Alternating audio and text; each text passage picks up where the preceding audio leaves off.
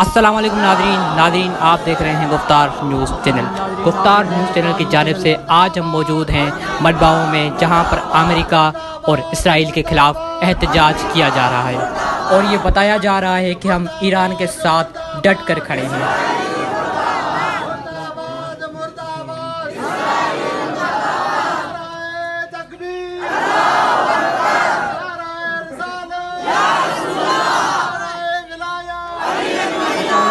हम मौजूद हैं मडगांव में, जहाँ पर इसराइल और अमेरिका के खिलाफ रैली निकाली गई है।